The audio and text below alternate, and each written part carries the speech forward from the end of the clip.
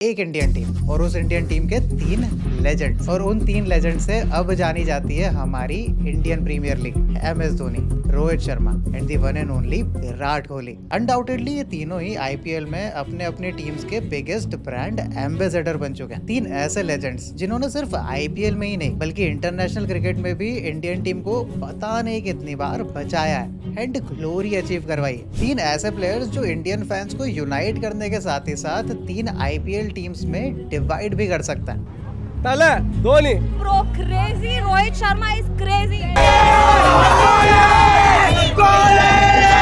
कोहली को देख लिया आज पहली बॉल पे चौका मार दिया उसने। एंड ये कोई ताजुब की बात नहीं है कि वो फैन फिर उस टीम को डाई हार्ड सपोर्ट करेगा, फिर चाहे वो RCB हो, CSK हो या फिर मुंबई इंडियंस। बट क्या हो अगर मैं आपसे पूछूं कि IPL का असली गोट कौन है? किस प्लेयर ने अपनी टीम के लिए सबसे ज्यादा अचीव किया है एंड किसने IPL में सबसे ज्यादा इम्पैक्ट डाला है?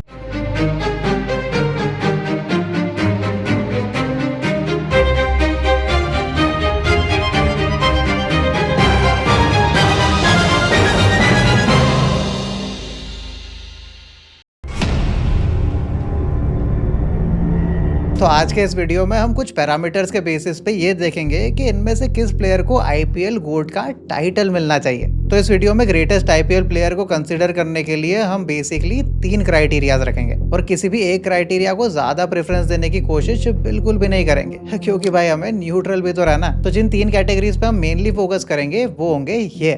नंबर 1, बैटिंग एक्सीलेंस, यानी total runs, consistency, strike rate and impactful inning. क्योंकि इट्स अ फैक्ट कि अगर आप अपनी टीम को मैच नहीं जिता सकते हो तो ह्यूज अमाउंट्स ऑफ रन बनाने का कोई फायदा नहीं। Number 2, captaincy and trophies. Obviously वो चीज जिसके लिए सारी IPL टीम्स हर साल एक दूसरे से 2 महीनों तक पागलों की तरह कम्पीट करती है। ट्रॉफीज एंड उसी ट्रॉफी को किस प्लेयर ने कितनी बार अचीव किया है, यानी लीडरशिप सक्सेस को भी अकाउंट में लेंगे। Number 3, impact on team. अब ये तो जाहिर सी बात है कि इन तीनों ने ही अपनी अपनी टीम्स में invaluable amount of impact create किया है। कैप्टन रोहित शर्मा।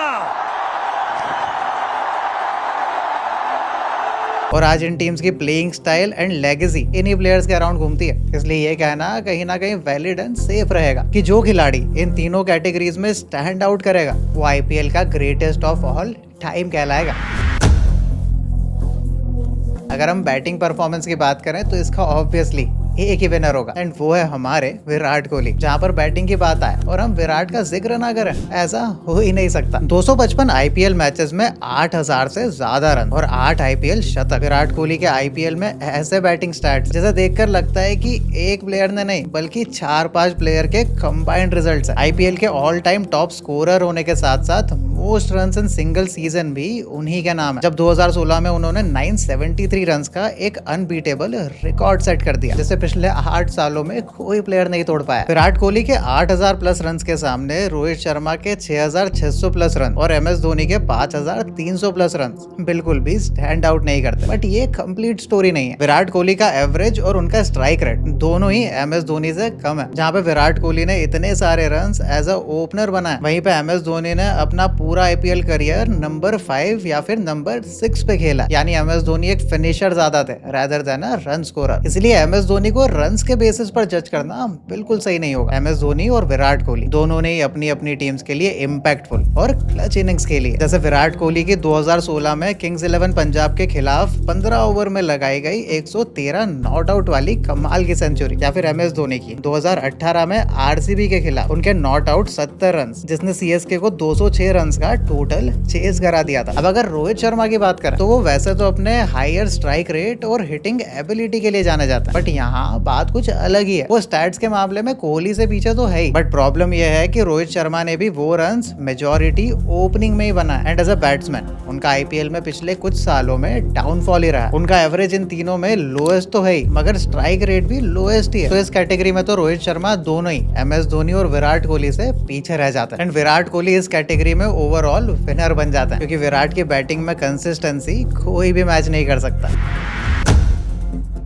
अब अब अगर लीडरशिप और ट्रॉफीज की बात की जाए तो आज से ही नहीं बल्कि पिछले कई सालों से सिर्फ दो प्लेयर्स के बीच में ही डिबेट चल रही है, MS धोनी और रोहित शर्मा, दो ग्रेटेस्ट IPL टीम के दो ग्रेटेस्ट कैप्टन, जिन्होंने अपनी टीम्स को अपनी लीडरशिप स्किल्स और कैप्टनसी में लिए गए वाइटल डिसीजन से मैचेस के साथ साथ पूरे के पूरे टूर्नामेंट जितवाए। एक ऐसा टाइम भी था जब MI और CSK के अलावा कोई और दो टीम्स IPL फाइनल्स में पहुंच ही नहीं पाती थी, and the reason was captains themselves. लेकिन अगर इन दोनों को आपस में कंपेयर करें तो किसकी लीडरशिप सक्सेस ज्यादा रही है? अगर हम ओवरऑल ट्रॉफीज की बात करें तो MS धोनी के अंडर CSK ने और रोहित शर्मा के अंडर MI ने सेम 5-5 ट्रॉफीज जीती है, जो कि इन दोनों टीम्स को ग्रेटेस्ट IPL टीम्स बनाता है। बट इन दोनों का केस एंटायरली डिफरेंट है। चेन्नई सुपर किंग्स 2008 से लेकर 2023 तक केवल 2 सीजन को छोड़कर हर बार प्लेऑफ्स में पहुंचती थी, जबकि मुंबई इंडियंस ने बस एक स्पेसिफिक पीरियड में सक्सेस अचीव की, जो थी 2013 से 2020 तक, जहां पर रोहित शर्मा के under MI was undeniably strong. लेकिन उसके पहले एंड उसके बाद MI को बस डिसअपॉइंटमेंट और निराशा ही देखने मिली है, जबकि चेन्नई सुपर किंग्स के साथ ऐसा बिल्कुल भी नहीं है। 2008 से जहां उन्होंने IPL में एज अ रनर अप शुरुआत की थी, उसके 2 साल बाद ही उन्होंने कॉन्जिक्यूटिव IPL टाइटल्स भी अपने नाम करे थे। 2018 में बैन से वापस आने के बाद किसी को भी उम्मीद नहीं थी कि CSK वापस राइज कर पाएगी, लेकिन उस सीजन CSK ने सबको गलत प्रूव कर दिया एंड अपना तीसरा IPL टाइटल जीता। 2020 में जब मुंबई इंडियंस ने अपना 5th IPL टाइटल जीता,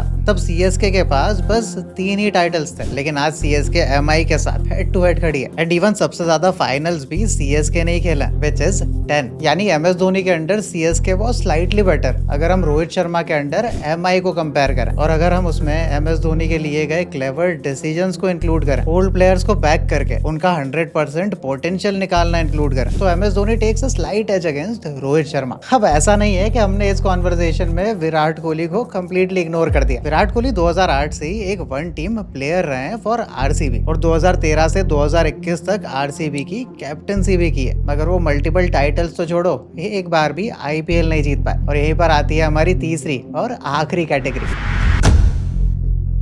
देखो भाई, कोई प्लेयर तब बड़ा नहीं बनता जब वो अपनी टीम के लिए कोई मैच जितवाए, वो प्लेयर बड़ा तब बनता है जब वो प्रेशर सिचुएशन में आके टीम को हारा हुआ मैच जितवा दे, और इस बात को ये तीनों ही प्लेयर्स कंप्लीटली प्रूव करते हैं। अगर हम MS धोनी की बात करें तो वो जाने ही जाते हैं उनकी फिनिशिंग के लिए। अपने पूरे IPL करियर में उन्होंने CSK के लिए 30 से ज्यादा गेम्स फिनिश किए हैं, जिसमें उनका स्ट्राइक रेट 140 प्लस रहा है। इवन अगर हम MS धोनी के डेथ ओवर में स्टैट्स देखें तो वो रोहित शर्मा और विराट कोहली से ज्यादा हो जाता है। On the other hand Rohit Sharma ने भी प्लेऑफ्स में काफी क्लच परफॉर्मेंसेस दी, जैसे IPL 2015 के फाइनल्स में मैन ऑफ द मैच बन जाना, 2013 में मिड सीजन कैप्टनसी लेके ना केवल टीम को IPL जिता देना, बट उस सीजन 500 प्लस रन बना देना भी कोई आम बात नहीं है। एंड फाइनली अगर हम विराट कोहली की बात करें तो उनका बेस्ट रेट यही है कि भाई जितना प्रेशरफुल गेम होता है उनकी परफॉर्मेंस उतनी ही राइज करती है। 2016 का सीजन आज भी सबको याद है, जब आखिरी के सारे मस्ट विन गेम्स में विराट कोहली ने 50 प्लस स्कोर करे थे और RCB को सिंगल हैंडेडली कैरी करा था। तो आखिर किसकी क्लच परफॉर्मेंस ज्यादा इंपैक्टफुल रही है? वेल, सबके क्लच मोमेंट्स की इंपॉर्टेंस अपनी जगह है, मगर I think Rohit Sharma takes this category, क्योंकि जब जब मुंबई इंडियंस को